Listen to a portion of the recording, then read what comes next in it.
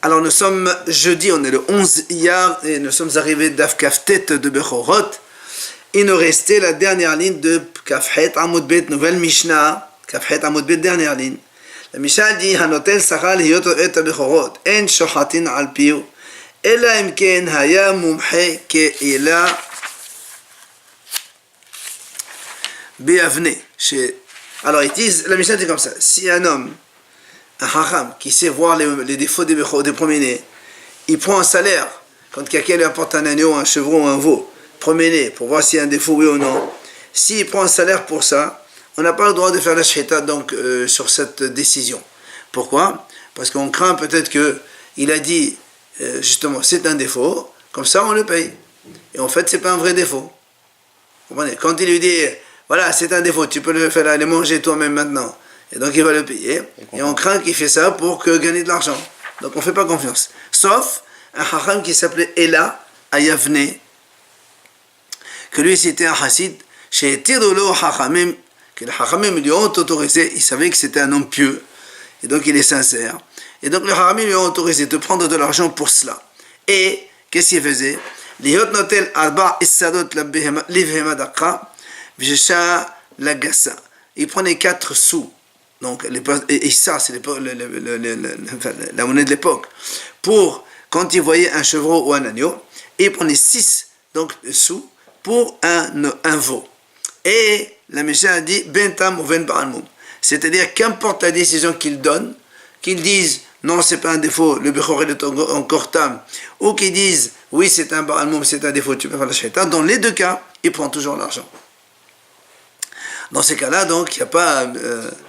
voilà. Alors, moi, dit d'abord, pourquoi il y a cette différence? Pour un petit bétail, il ne prend que 4, et pour le gros bétail, il prend 6. Quelle différence? Il va avoir un moum, tu vois un moum, comment il est?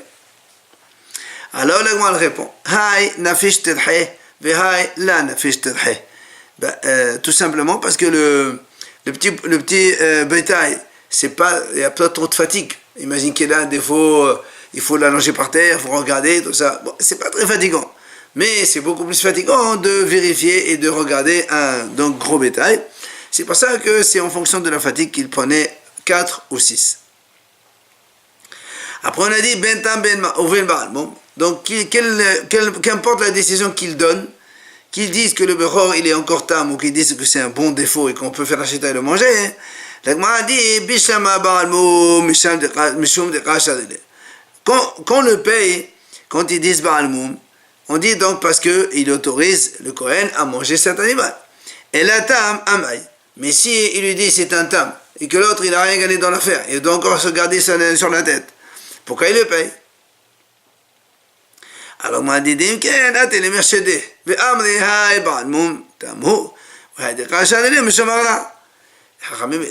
non, tout simplement parce que si il ne prend que pour les moums, on va soupçonner le hacham. Il sait que s'il va dire Baal Tam, il ne va pas le payer. S'il dit Baal Moum, il va le payer. Alors on va dire peut-être que ce n'est pas vraiment un Moum. Il va le dire Baal Moum, comme ça il gagne un peu d'argent et l'autre il va prendre la shchita. Et donc c'est assourd. C'est pour ça dans tous les cas, il prenait. Dans les deux cas, c'est le Kohen qui va le manger. Alors, mais Tam, il n'a pas le droit de manger en dehors d'Israël. Il faut l'amener au Beth Amikdash. Là, on n'a pas de Beth Amikdash. Il va se le garder sur la tête. Alors là, moi dit, si tu raisonnes comme ça, Tam Nami, même quand il dit Tam, Amri, alors on va dire Baal Mumhu. En vérité, le défaut c'est un vrai défaut. Alors pourquoi il lui a pas dit que c'est un défaut? Il dit parce que en fait c'est un vrai défaut. Lui il dit non, c'est pas un défaut, c'est un Tam. Il prend l'argent. Alors pourquoi qu'est-ce qu'il gagne? Il gagne que quand il va venir la prochaine fois, il va encore gagner une deuxième fois. Parce que lui, c'est un défaut. Il vient, il lui amène, l'autre lui dit, le hacham, c'est pas un défaut. Donne-moi 4 Issar. Il rentre chez lui, il vient 3 semaines plus tard. Voilà un défaut. Tu regardes, il dit, oui, ça c'est un défaut. Il prend une deuxième fois. Alors, donc il a intérêt à dire que à mentir pour encaisser 2 fois le salaire. Viens là, moi, il dit non. Il dit en vérité, ce hacham là, et là, hachamim lui ont autorisé à prendre une seule fois le salaire. Pas 2. Quelle que soit la décision, une seule fois. qui lui disent Tam, qui lui disent Baal Moum, une seule fois. C'est-à-dire quand il lui dit maintenant, il prend un salaire, et quand il revient à la même chose pour la même bête, il ne prend plus de salaire, c'est fini. Donc il n'y a plus risque de triche de la part du Chacham. Maintenant, une nouvelle Mishnah. Hanotel secharo ladun. La Mishnah dit si un dayan, il prend un salaire pour juger. Dinao betelim. Ces jugements, ils sont nuls. Les haïd, un témoin qui prend de l'argent pour témoigner. Aïdotao betelin. Là aussi, son témoignage, il est nul. Les hazot ou le kaddish, un homme qui prend de l'argent pour un Kohen pour faire l'aspersion des eaux de la vache rouge sur quelqu'un. Ou le kaddish, ou bien il prend de l'argent pour mélanger les cendres et les eaux lustrales. Ces eaux, ils sont considérés comme nuls, et ces cendres, ils ne sont pas considérés comme les cendres de la vache rousse, mais des cendres de cuisine. Maintenant, Imhaya Kohen, si celui dont on a besoin, celui qui le Dayan, ou celui qui asperge les eaux de la vache rousse, enfin lui c'est un vrai Kohen, ou bien celui qui va voir les Bechorot, si c'était un Kohen, et que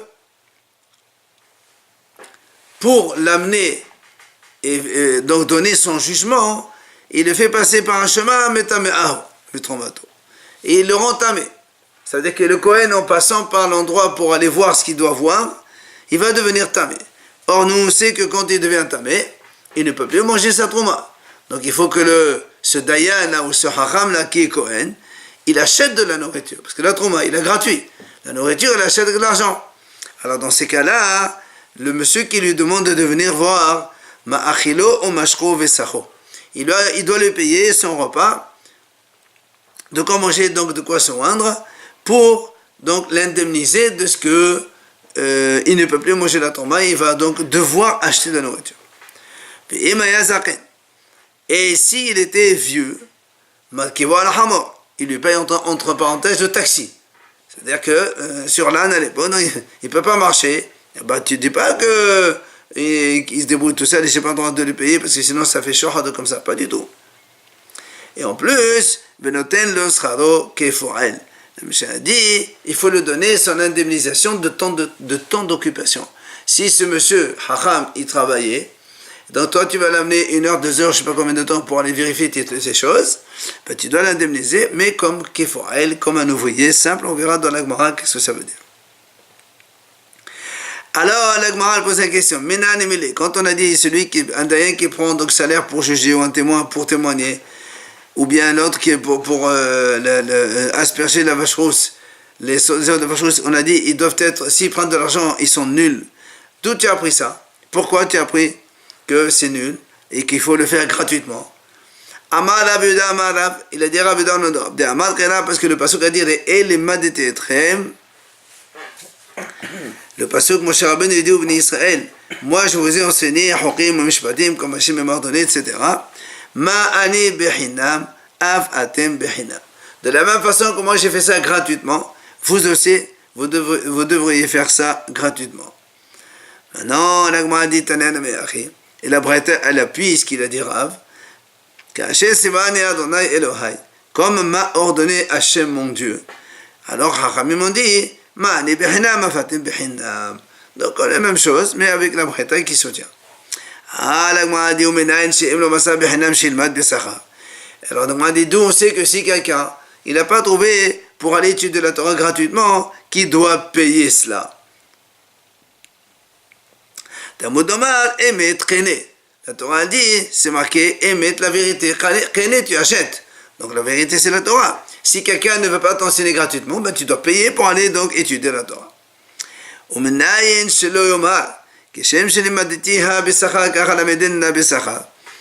a dit, et d'où on sait que ce monsieur qui a payé pour aller étudier la Torah, il peut dire, tiens, moi j'ai payé, et bien moi aussi je fais payer pour enseigner. Il dit, non, tu n'as pas le droit. La Torah, tu l'achètes, mais tu ne la vends pas. Donc, même si tu es obligé de payer pour étudier, quand tu enseignes, tu ne prends pas de l'argent. Après, on a dit la même chose. Qu'un haram un Kohen qui va prendre de l'argent pour les hazot, pour asperger sur les impurs de les eaux de la vache rousse. Ou bien, ou le Kadesh, ou bien qu'on lui demande de mélanger les cendres et les eaux donc lustrales, les cendres de la vache rousse avec les eaux Maïm Hayim.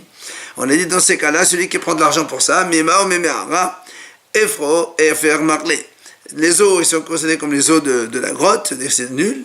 Et la cendre, c'est la cendre de cuisine qui est nulle aussi. Alors, la Gemara pose une question, mais nous, on objecte, pourtant, c'est marqué, une Mishnah dans Kedushin a dit, Hamekadesh b'mehatat, b'efel hatat, alezo mekodesh et afapesho Israël. Dans la Mishnah de Kedushin, on dit comme ça, si un Kohen, il est mekadesh une femme, avec les eaux de la vache rousse, ou encore avec les cendres de la vache rousse. Nous, on a dit, alezo mekodesh, même si lui c'est un Israël, c'est même pas un Kohen. Donc il peut très bien profiter de ça. Amar Abaye, il vient Abaye dit non, ça c'est pas un problème. La kasher, pourquoi? Kan b'schal haba'a ou milui, kan b'schal haza'a v'kedush. Il lui dit c'est totalement différent. Là-bas dans Kedushin on a dit qu'il peut prendre l'argent, c'est le salaire de quelqu'un qui transporte l'eau, ou bien il remplit l'eau, donc il puise l'eau du puits. Là, il a le droit de prendre l'argent. C'est pas une mitzvah, ça, de remplir de l'eau ou de transporter. La mitzvah, c'est quand on fait kiddush, mélanger les cendres et l'eau, ou bien asperger sur les kohanim, ça, c'est une mitzvah. Et pour ça, on n'a pas le droit de prendre de l'argent. Les cendres, ça vaut rien, les cendres. Si, c'est les cendres de la vache rousse. Ah, ça vaut la... Bah oui. La vache rousse, c'est les cendres de cuisine, on a dit. Hein? Si c'est un Israël qui le fait, c'est les cendres de cuisine. Non. Ça veut dire que, là-bas, on a dit que si un Israël mélange les cendres et l'eau, ça vaut nul. Mais la cendre de la vache rousse elle-même, c'est des cendres, donc c'est très, très important. C'est pour ça que quand tu transportes seulement, tu as le droit de prendre de l'argent. Mais quand tu prends de l'argent pour mélanger les cendres au lot, ou bien pour asperger sur les gens les impurs, là c'est une mission, tu n'as pas le droit de prendre de l'argent. C'est pour ça qu'on a dit là-bas, c'est considéré comme nul. Ils ne faisaient pas de tzedaka quand ils aspergeaient le... Bah putain. Ouais, Daïqanami, on dit la preuve aussi. Donc ici chez nous, on a dit celui qui asperge ou sanctifie, ça veut dire il mélange les cendres et l'eau. Alors que dans Kedushin Vehatam, dans la Mishnah de Kedushin, là-bas c'est marqué Khatani, Hamkadesh Bimehatado, Efer Hatat, Shmamina. Là-bas il n'y a pas marqué Behaza'a ou Bekidush. Il y a marqué avec les cendres de la vache ou avec les eaux de la vache rose. Mais donc c'est pas encore mélangé, et donc c'est pour le salaire du transport ou de amener la cendre, donc ou de puiser de l'eau. Ça c'est comme mouta, il n'y a pas de problème.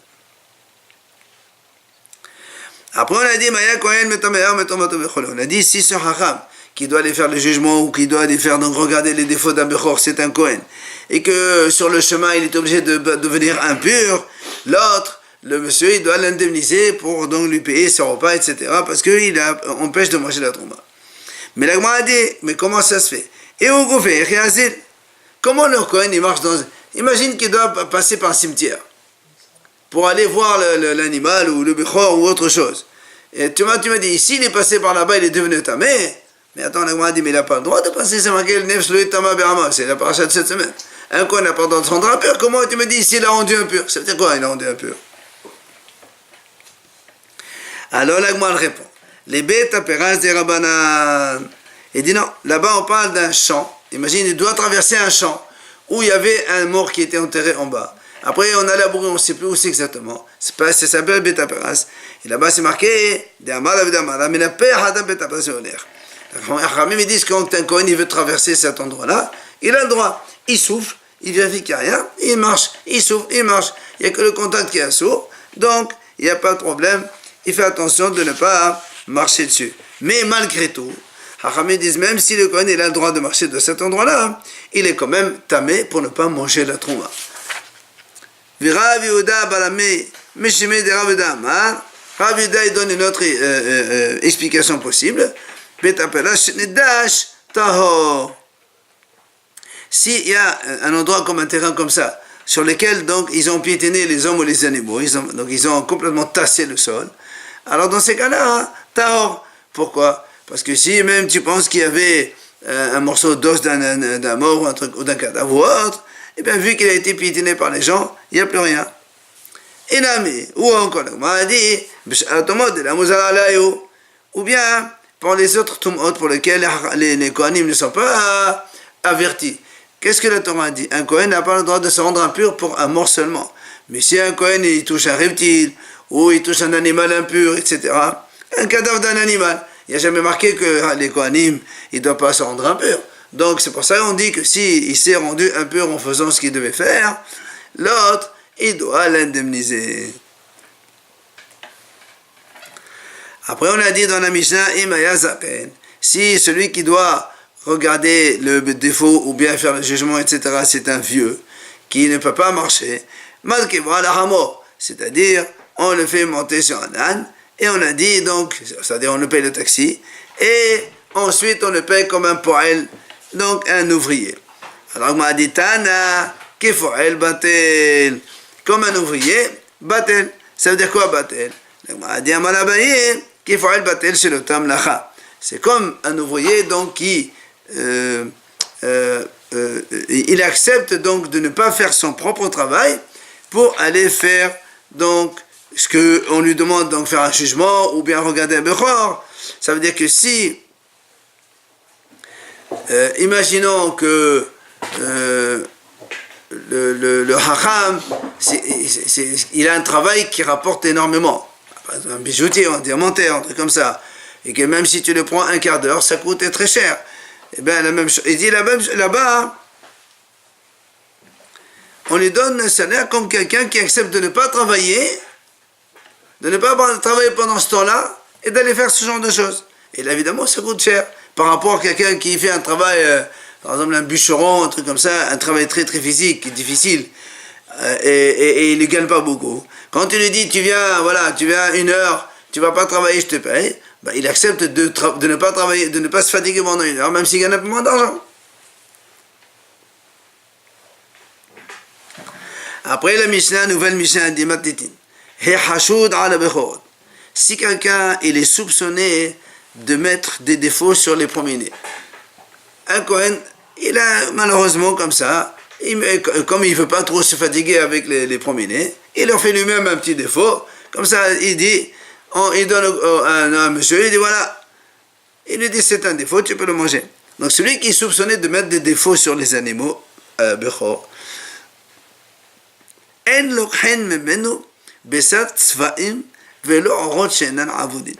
on n'a pas le droit d'acheter chez lui la viande des cerfs. Pourquoi? Parce que la viande des cerfs, elle ressemble beaucoup à la viande de veau. Et donc nous on craint que c'est du veau, premier-né, que lui-même il a mis un défaut dessus, et que là on n'a pas le droit de le manger parce que c'est un premier-né. Alors même les viandes de cerfs on n'achète pas. La viande elle ressemble. Et on n'achète pas non plus chez lui. On n'achète pas des peaux d'animaux qui ne sont pas travaillés. C'est-à-dire qu'ils ne sont pas tannés.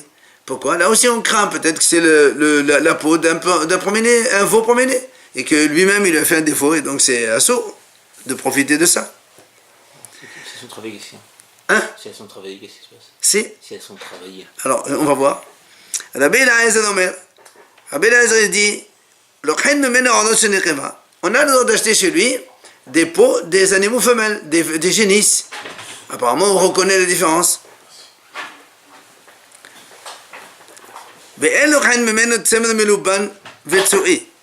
On n'a pas le droit d'acheter non plus de la laine chez lui. On n'achète pas de la laine, ni à nature, ni lavée. Pourquoi? Parce que là aussi, on craint que c'est de la laine d'animaux purs, premier-nés, et que lui, il met un défaut dessus, et après il te dit voilà, alors qu'en vérité c'est un saut de profiter. Aval, mais on a le droit d'acheter chez lui de la laine tissée ou des vêtements de laine. Alors pourquoi, quand c'est tanné, par exemple, pour que les vêtements, on a le droit d'acheter, Hachamim me disent, parce que même s'il est soupçonné de faire des choses, il ne peut pas trop se fatiguer. Parce que si le Bédine, par exemple, ils se rendent compte, ils vont le confisquer tout ce qu'il a fait. Alors, de la peau non travaillée, ça va. Mais imagine, il travaille la peau pendant 2-3 jours, après on lui prend, c'est trop de travail pour rien. Alors il n'ose pas aller jusque-là. Il ne fabrique pas des vêtements avec la laine. Parce qu'il sait que si le Bédine, ils vont se rendre compte, ils vont lui prendre, confisquer tout. C'est pour ça qu'on a dit on peut acheter des vêtements. C'est sûr qu'il n'a pas fait avec les pots de premier-né. Gmara, et là, on nous explique tout ça. Mais ça, on a dit on n'a pas le droit d'acheter de la viande de cerf. Pourquoi? Des merla betaegel. Parce que ça, donc, on peut les confondre avec la viande de veau. Et comme on a dit, on a peur que lui, comme c'est un rachat, il a mis un défaut dans le veau premier-né, et donc c'est assurd de le faire, et on n'a pas le droit de profiter de ça. Et on a dit on n'a pas le droit d'acheter non plus des pots non travaillés. Alors on a dit, mais s'ils sont tannés déjà, on a le droit d'acheter. Pourquoi? C'est ce que dit la Gemara. Si c'était vraiment un Bechor, il ne se serait pas fatigué de tanner la peau. Pourquoi? Il dit, tiens, si les Haramim se rendent compte, qu'est-ce qu'ils font? Ils vont me confisquer tout ça. Donc, il ne va pas se fatiguer à faire tout cela. Rabbi Eliezer dit, on peut acheter des peaux des femelles. Puisque les femelles, il n'y a pas de Bechor, donc tu peux acheter. Alors, le Mouadi Ma'atama, pourquoi tu as dit qu'on a le droit d'acheter des peaux de femelles? Alors, il dit, parce qu'on le sait, mais d'Ayadéa, on connaît la différence entre femelle et mâle. Alors, le Mouadi Tanakama, et alors pourquoi Tanakama, il n'a pas dit qu'on a le droit d'acheter ça? Il dit, parce que il dit, parce que même le mâle, imagine que le berger, le Kohen, qu'est-ce qu'il fait? Il coupe, il fait, imagine que le trou, quand on enlève la peau, il y a les endroits de l'organe. Pour une femme, c'est plus large que pour le mâle. Alors qu'est-ce qu'il fait lui? Il élargit un peu le trou pour montrer que c'est un truc femelle. Alors c'est pour ça que Tanakama il dit même pas de femelle, on n'a pas le droit d'acheter. Vidar. Alors, pourquoi alors? Pourquoi il ne craint pas qu'il ait fait un gros trou pour montrer que c'est une femelle? Alors il te dit non, parce que qu'est-ce qu'il va faire lui? Il va dire des souris, ils l'ont déchiré, si c'est comme ça, alors que c'est lui qui l'a fait. Il dit non, quand il y a des souris, les gens ils sont au courant, et on sait comment, apparemment, les morsures de souris. Si c'est une femelle, il n'y a pas de problème. Oui, mais donc, on craint que c'est un mâle, et qu'il a élargi le trou en bas, pour montrer que c'est une femelle. Tu le vois, c'est pas le même. Ah ben, tu peux pas le voir. On a dit on n'a pas le droit d'acheter chez lui de la laine nature, d'abord ni de la laine rincée, enfin blanchie, ni de la laine nature. Alors on m'a dit si tu dis déjà une laine blanchie, tu n'as pas le droit. A fortiori une laine nature, parce que quand elle est nature, tu vois bien que nature, il n'a pas lavé. L'autre, blanchi, il a blanchi. Et même blanchi, donc il s'est fatigué, tu me dis on n'a pas le droit d'acheter. A fortiori, la nature, on n'a pas le droit d'acheter. Parce que peut-être qu'il a pris un agneau premier-né, qu'il lui-même il a mis des défauts dessus. Non, mais ça, tu peux pas le savoir. Mais justement, c'est pour ça qu'on a dit on n'a pas le droit d'acheter. Mais chez qui? Depuis qui parle de... Chez le Kohen qui a cet animal-là. C'est lui qui est soupçonné pour faire ce genre de choses. Mais il faut dire comme ça, il faut dire une laine qui est blanchie de sa nature. C'est-à-dire, on a blanchi, on n'a pas le droit d'acheter. Il s'est fatigué là. Hein? Il s'est fatigué en blanchissant la laine. C'est pas une grosse fatigue. C'est pas comme faire des vêtements. Comment elle est blanchie la laine? Mais il trempe dans l'eau. Mettre un petit peu trop d'huile, mais voilà, après ça sèche et c'est bon. On a dit, mais on a le droit d'acheter des fils de laine et des vêtements de laine. Alors on a dit, tu me dis de fils, on a le droit d'acheter. A fortiori des habits déjà confectionnés. Alors moi, je réponds, c'est vrai. Il dit, parce qu'il y a des fois, on fait des vêtements sans avoir besoin de tisser le fil.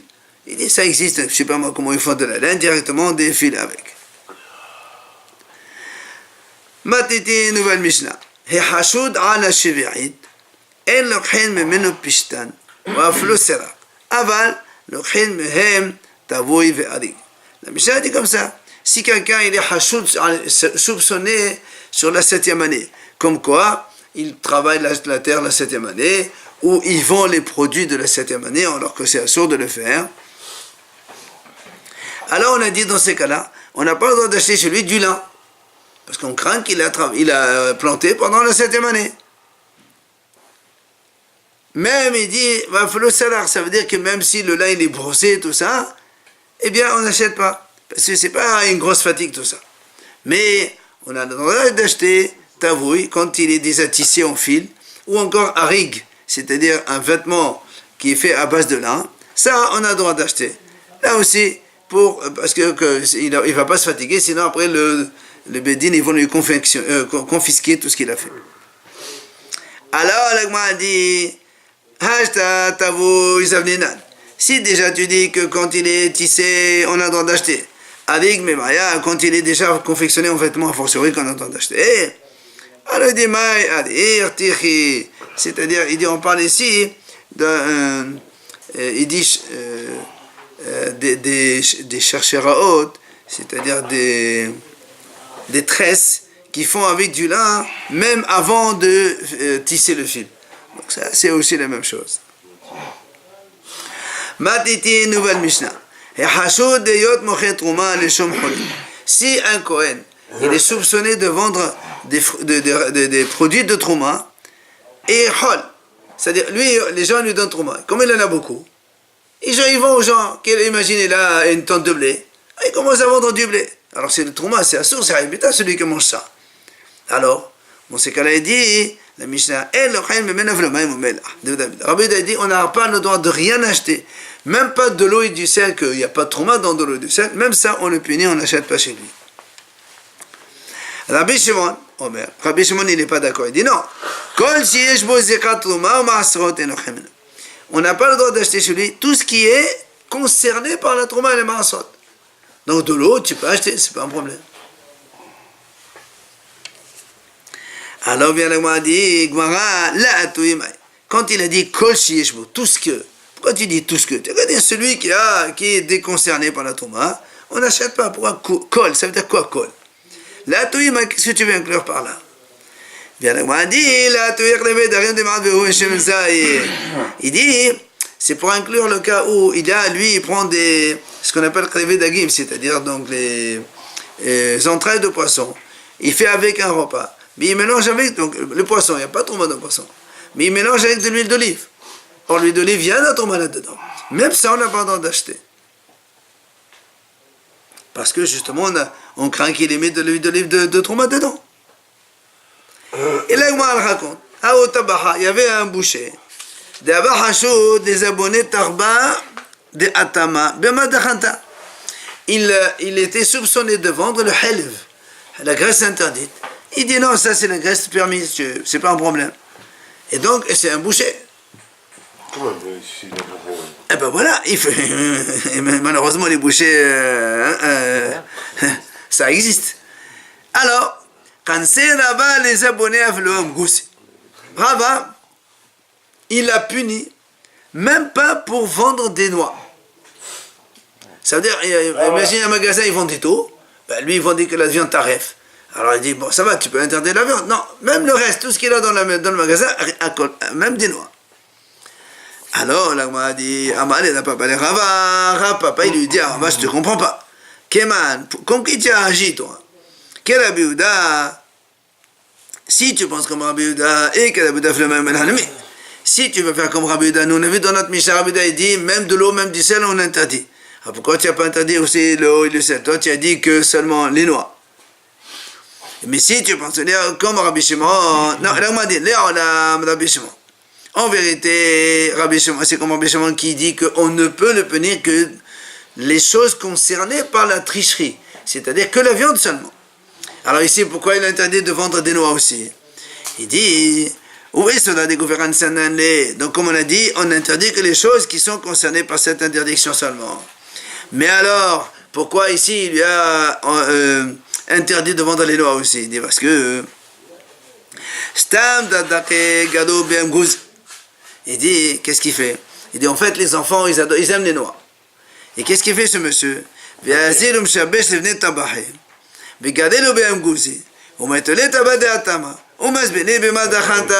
qu'il fait?